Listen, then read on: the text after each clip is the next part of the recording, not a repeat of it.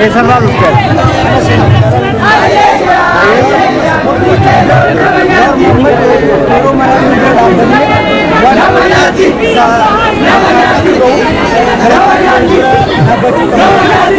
Akkasuma waan namarra gahaa jiru kana dhaabbannee humnaan nama mara walitti irraa mormachuu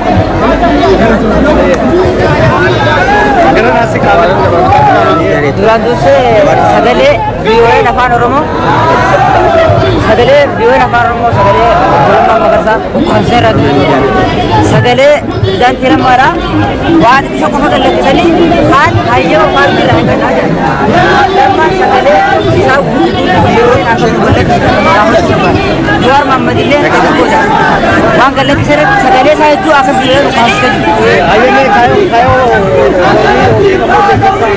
bersama kanarratti waan jira Jawaar deeggaru qabaane nageenyi dheeroo beekee nagaa naamsisii qulqulluu alaabaan Itoophiyaa taatee jirtu alaabaa hundee qabatanii federaalizimii dhugaa dabarsu federaalizimii alaabaan as jabbe sidaamaa jira. Kanaan dura marii uummanni Oromoo Jawaar waliin taasise irratti warra mormutu ture. Hatta warra mormutu qofa moo warra deeggaru qofa taate?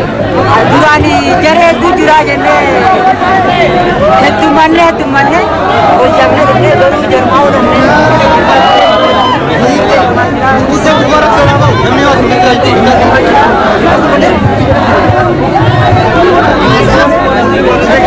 Baru merdeka baru kamu warna kayak dari orang.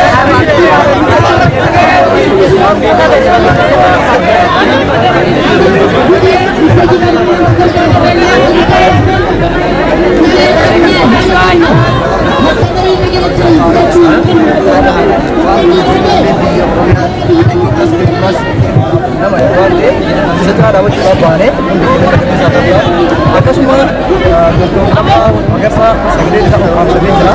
Nama Oromoodhaan amaanaa uummata biyyaa nageenyaatti jedhee haqa qabate tokko waan irra jiru uummanni bahee jechuu fi qaba. Inni hidhaa keessa lafa akka mootummaatti jedhee hidhaa keessa hidhaa sanii akka nu bahu uummanni qaba. Sagalee nu ta'uu qaba. Namni uummata Oromootiif faayidaa biyya keessatti deemuu eegale Obbolummaa Magarsaati. Nama Magarsaa jedhanii fudhatu qaamsamee jira. Akkasuma tokko qaba. Hawaasni tokko nagaa uummata Opiidiyoo jedhamte biyya keessatti. Opiidiyoon tuni maqaan dhaabaa Opiidiyoo ta'uu malee ilmaan Oromooti. Obboleeyyan ta'een abbeeroo teessuma ta'een zarii ta'een ilmaan ta'een irratti diina waliin akka hin duulle. Nuti bakkee kanatti illee qabaanee fi sablammii kamiyyuu arrabsuu fi miti. Guddaan nama arrabsu xiqqaan nama arrabsa. Zarii gosaan gandaan nama arrabsuu fi miti. Oromooti qabaanee mirga keenyaa faqa keenyaa waan beennuuf uummanni keenyaa akka sagalee tokko amantaadhaaf danda'an kutaa akka waliin qoodne uummanni biyya keessaa illee jechuu barbaada. Akkasuma jaarmaarooleen jecha bosona kan jiru eenyuuf illee miti. Anaaf siifi kanaaf isaafis sagalee akka ta'an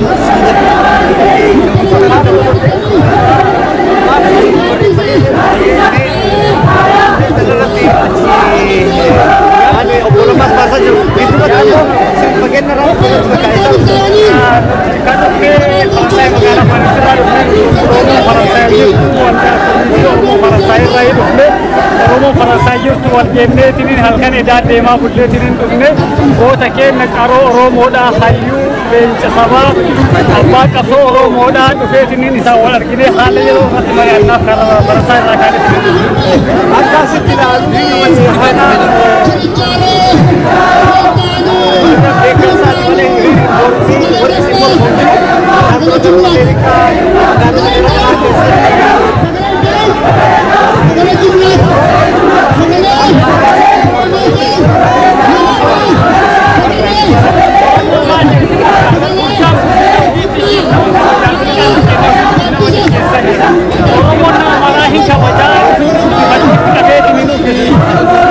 Borotto da bakkeetiin wanni jedhamee namatti keessa hin beeku. Isaanis argumatti kenna ofii nuti keessa.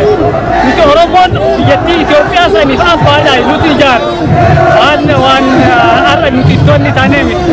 Nuti garuu waan sammararra taranii uummanni Ameerikaa ka akkasitti arrabaa fi jecha fakkataa san danda'anii keessa bira taranii guddina isaanii agarsiisanii nuti kenna isaanii ilaalleetiin isaan waliin gaddeebineetiin nuti qaannu ammallee sabaaf sablammii Itoophiyaa keessa jiran maraa hin amanna. Qeerroon akka taa'ee kadhubeef itti madaa'eef bilisummaa qophiin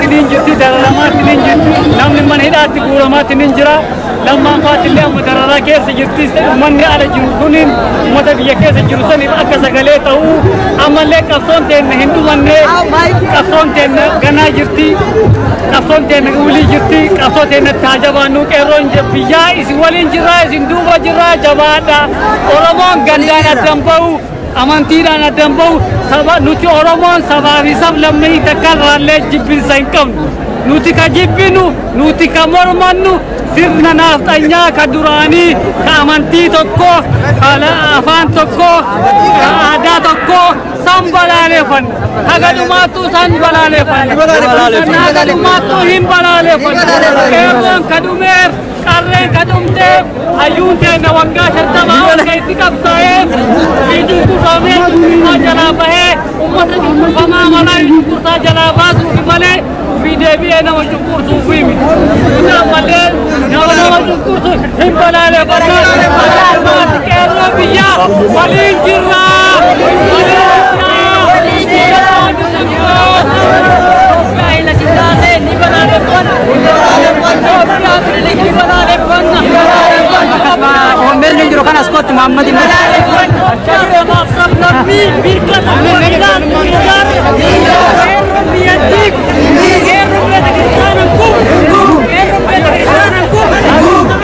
wali federalismit wali federalismit ajuana ken to subhana Muhammad subhanapatu Saudi subhanapatu Aldo, jole security nalo kanati. Wari security. Wari security ansi tu berbada amdan Aldo. Security video. Ades. Arkafi. Bila Oromo ceratu. Isa makode video. Anabod. Video. Nabitok. Adi makadu minjir. Ayod ni Oromo. Markajirut. Orjisun. Ada betul. Dan doa Oromo hatun. Jam. Erron nijira. Alam tahe. Yes. Nijira. Federalism. Ikti buka. Kenapa kan? Sakasano.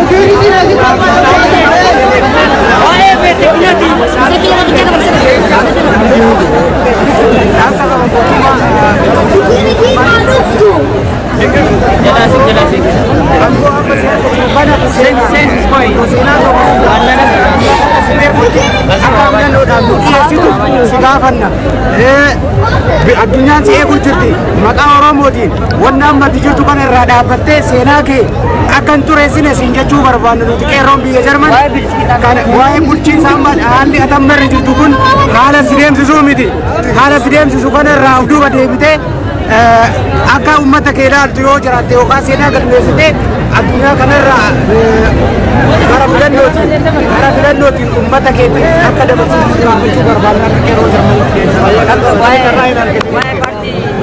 parti abiji nama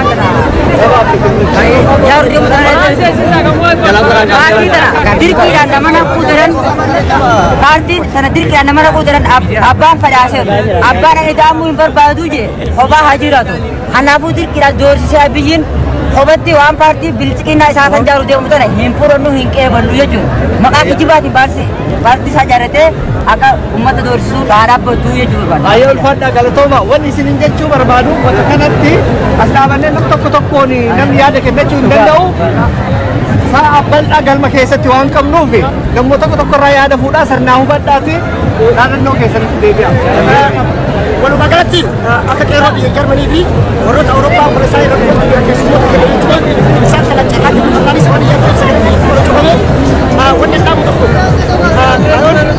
bilisummaa paartii laayisee nama oromummaa keessatti oromiyaa dabalchiisu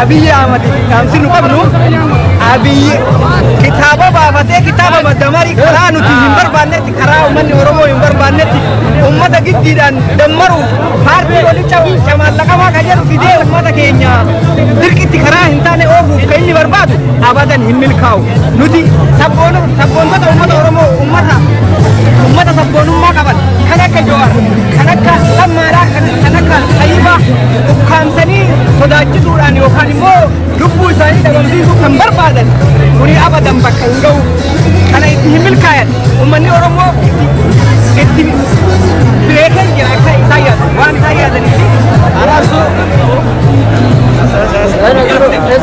itti baree jira ummanni Oromoo ilaalcha isaanii karaa inni oofuu barbaadu kitaaba Maddamarii kan inni Oromoo itti kasaarsuu barbaadu ummanni itti bareetiin jira kanaaf qeerroon isa dura dabree isaayyuu qabee ol baase gara aangoodha gara masaraa Minilik qabeeti ol fide isaayyuu isa dura beekumsa isaa olii qaba jechuu qeerroon beekumsa isa caalu qaba kitaaba baasa jedheeti kitaaba baasaa fi biyya bulchaa isaa tumbee abiyyi ilaalchi inni ittiin deemaa jiru Maddamariin inni ittiin deemaa jiru nuuf hin taane sabboontoota dhabamsiisuu barbaada karaa sanarratti immoo namni qeerroon irraa baree jira ittiin deemaa jiru kanaaf Jowaar dhabamsiisuun nu Jowaariin sabboortummaa biraa sabboortii isaaniititti idmee teennarraa osoo toltee walitti qabnee fi akka inni nu dhabamnee inni jiraatu barbaanna nu Jowaariin lammaas akkas addee Xayyibaas warra inni giddii ukkaamsanii kanneen akka miidiyaatti dhiyaanne godhanii nama sabboonummaa qabu akka miidiyaatti dhiyaanne godhanii fi dhabamsiisuu barbaadanii kanaaf abiyyiin ilaalcha sanarraa uummata Oromoo harkii kennan ta'uu baasa.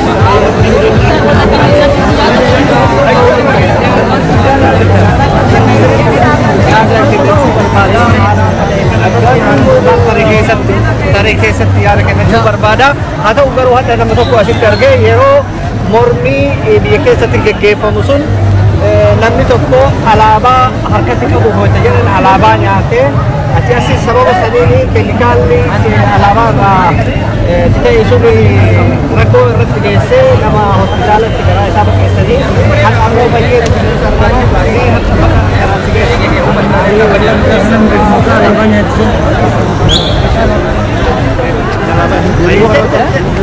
jalqaba irratti barnoomsa kiyyaan jalqabda waan ta'anii waan na barsiistanii fi anillee guutuun guututti hawaasa naafoo jiru kanaa fi fageenya irraa na daawwatu barsiisuun barbaada. Ani maqaan koo Misoomaa Umar Haji Adam jedhama dhalataa aanaa Miidholaatii godina Arsii Lixaati. Bara 2016 fincila gabroo hamaa san keessatti dhiibbaa guddaa nurra gahaa ture. San keessatti haala gaariidhaan obboleeyyoon kiyya kana biraallee walii gamanii harka kiyyaan dhiiga isaanii kaasellee na biraa walii gamanillee hedduu akkasitti bira dabre ceeni jireenya keessa dabre Bilisoomaa Umar jechaan eenyu yaadatamaa hojjettan alaabaa nyaatee Haji Adam Saaddoo lammaffaa jechuudhaan yaadattanii Bilisoomaa Umar san jechaan ana kana as biyya kana keessa dhufee hadha keessummaa ta'ee biyya Jarman dhufee biyya Faransaay keessa jiraadhaa jireenya qabsoo kana dhiigaan as gannee dhiigaan arganne kan tifannuuf kana boodallee dhiigaanii dhiibbaa hedduu garaagaraa nurratti cunqurfamaa osoo umriin keenya nama jaarsama guddoo waggaa 70 hin ta'in ganamaa oo lafaa kaanuu fi galgaloo lafaa kaan jenna dhiibbaa yeroo sanarra gahee ragaa qabatamaa oo agarsiisa jettan garaan kiyya isin argitan kun asiin opereeshiniin isa argitan kun sababa dhiittaa yeroo san ta'e hin mul'atanitti fakkaate isin kun sababa yeroo saniitiin baay'ee dhiibbaa hedduudha bakka nama agarsiisuuf hin tolle kana keessas hedduu jira dudda kiyyarras akkasuma kun kan taanee fi jaalanneetii miti dirqamnee qabsoo sana dirqama mirgaan hin arganne dhiiga jissinee haddallee dhiiga jissinee arganne borullee ammoo dhiiga jissinee isii tanan tifan yoo haddallee deebi'eetiin carraan gaafas bira dabarre sun kadee utaate hadda biyya fageenya kanarraa jiraanne falmannee asii gabuu haabuus nu taate asitti falman yoo akka biyya keenyatti gallee hawaasni keenya humna barbaada humna namaa barbaadu taate biyya keenyatti gallee qabsoo keenya gara fuulduraatti tarkaanfachiisuudhaaf yoomillee duuba hin deebinu wareegama duraan taasisaa turre caalaa daran wareegama taasisna kana beektaniitiin obboleen keenya jaadha jedha kallattii isaanutti hawaasni keenya tokkummaa isaatii fi nageenya isaa bakka kamiyyuu hawaasa waliin jiraatu naga kennee fi amanummaa kennee fi akka diinni jedhuu fi inni ergaa garaagaraa nurratti dabarsu diinnu gargar nu facaasuudhaaf yaadu sanitti osoo hin taane nuti tokkummaa keenya hawaasa waliin jiraadhuunaan amantiidha kennaan osoo waliin qoodin tokkummaa keenya bakka kamittuu jisifannee gama fuulduraatti ce'uu qabna. Kallattii har'a itti irra jirutti kan hawaasni kun bal'aan dachii kana guutee asitti argame sababni inni asitti argamee fi obboleessa keenya hayyuu xiinxalaa siyaasaa Jawaar Muhammad simatuudhaaf iddoo kanatti argame qabsoon keenya gara fuulduraa maal ta'a hadha eessarra jira boru garamitti tarkaanfannaa isa jedhu irratti wantoota garaagaraa akeeka garaagaraa nu kaa'atti jira. Inni kanas beekee hawaasni keenya fageenya irraas nu daawwattanis tokkummaa keenyaa fi jajjabina hawaasa keenyaa bakka kamitti illee qabsoo keenya gara fuulduraatti tarkaanfachiisuudhaaf hayyoota keenya siyaasaa kallattii garaagaraatiin aggaammiin diinaa irratti godhamaa jiru. Diina jalaa baasuudhaaf waliin jirraaf sagalee keenya facaasuu irraa sagalee keenya bakka takkatti sassaabannee hayyoota keenya siyaasaa waa'ee dantaa siyaasaa irratti dalagan kan akka Jaaldaawud Ibsaa, kan akka Jeneraal Kamaal Galchuu akkasuma kan biraas dhaabota siyaasaa kan bakka bu'aniitiin argaman walitti cuunfamanii sagalee hawaasa keenyaa akka nu jala gargar hin bittannaafne bakka tokkotti akka nu deebi'u ergaa baabaa asiin dabarsuu barbaadaati. Kanaaf turtii hagammaana waliin gootaniif hedduu isin galatoomfadhaa carraa biraa argan bal'inaan gara sagantaatti dhufuutti walitti deebi'uun keenya nafu jedheetiin abdii qaba. Galatoomaa horaa bunaa deebanaa dagaa gaalataa bal'adhaa addunyaan abba torbatti isin argeeffattu dhalatti kabajamaa. Yaada gabaabaa gaggabaabsaati naa kenna.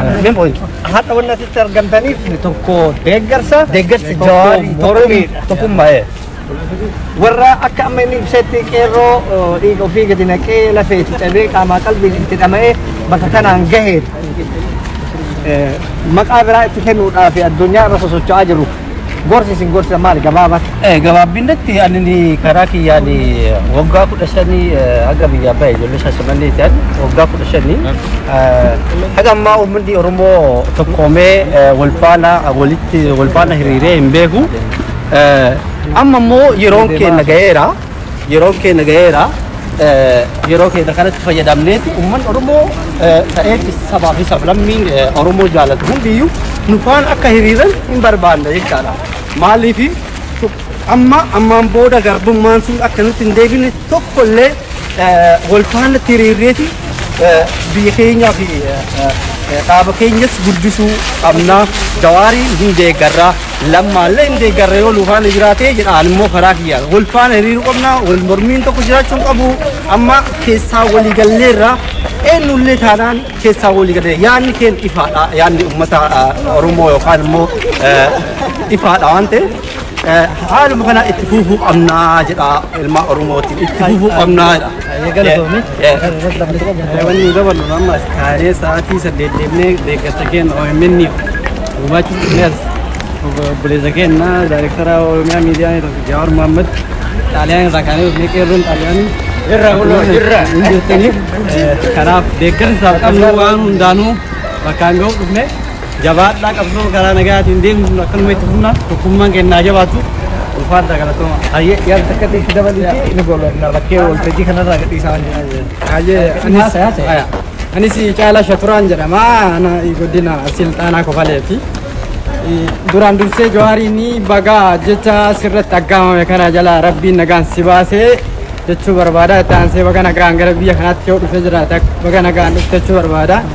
Ani naannoo Firaankifaart irraa dhufee qophii kana qeerroo hedduu gurmeessinee akka hirmaannaa deeggarsaatii fi dhufetti wanni guddaan jiru walii galteedhaanii akka irra aananii dhaabboleen siyaasaa walii galameera jedhamee walii galtee kana irra hojjettanii waan gaarii akka nu dhageessiftanii akka yeroo gabaabduu keessa waan bareeda dhageenyu isinirraa hayyee galatoom yeroo takkatti kenna Giriik Uma kanaaf dhufte achirraa? yoo hin beektaa fageenya karaa sanii achirraa Itoophiyaa deemutu irra garayaa waan as dhufee biyya Jarmanii akkasuma immoo ani immoo dhaamsa ani uummata diyaaspoora dabarsu uummanni Oromoo osoo kutaa amantiin lagaa waliin qoodiin dhaabbilee adda addaa dhaabbilee siyaasaatii waliin qoodiin tokkummaa isaa jabeessee wanti amma dhiibbaan Oromoo irratti adeemsifamaa jiru qabsoo qeerroon keenya godheen uummanni gammadu waan firiidamii argame kanatti waan jedhanii dhiibbaa qeerroo irratti godhaa jiran kana nu dura dhaabachuu qabna tokkummaa keenya jabeessuu qabna. Ayyee galatooma. Daawwattoota keenya akkuma daawwataa jirtan namoonni hedduun yaada kennachuudhaaf dheebuu qabu hawwii qabu haa ta'u garuu bakkee kanatti sa'aatiin itti turuu mallu haga murtaa'e waan ta'eef amma uummanni hiriira ofii agarsiisee jira. Kana booda gara galmaatitti waan deemnuuf sagantaa galma keessaa darbuu isinii kallattiidhaan isinii dhiyeessina. Dhumarratti garuu takkatti isaaf kenneeti nagaatti isin jedha. Oke, baay'ee galatooma isin jaa hojjettoonni OMN tis gaaffii takkaan qaba obbo Jawaariif Nuti anilleen kan irraa dhufe asuma magaalaa Jarmanirraa gaafiin ani qabu biyya teenya keessatti yeroo ammaan tana OMN warra TV qabutu hordofa. Gaafii yeroo gabaabduu keessatti uummanni Oromoolee biyyoota magaalaa keessaa osoo hin ta'in warri baadiyyaa gaafachaa jiran reediyoon OMN akka gadhiifamuuf gaafachaa jiran. Mircaa as deemu kanarratti filannoo kana uummanni Oromoo gubbaa aanajee yaada. Akkasumatti warri baadiyyaalleen akka sagantaa raadiyootiin hordofan sagantaa raadiyoo sun akka karaa gabaabaatti harkatanii barbaadanillee waa'ee kanarratti akka hojjetan baay'ee barbaada. Dhaamsi yoo kanneen qabu kanuma kalammafaadha. Gara OMN ti qaamaa fi humnaanis isin wajjin jira baay'ee galatoomaa isiniin jira. Ayyee galatooma amma gara galmaa deemuudhaa fi daawwattoota keenya kabajamoo aga ammaatitti sagantaa dabarsaa turretti akka gammaddan abdii qabna. Kana caala immoo galma keessatti marii fi gaafiif deebii waan garaagaraatiin isin walitti deebina nagaan. Ini siapa? Jarang kan udah tadi kan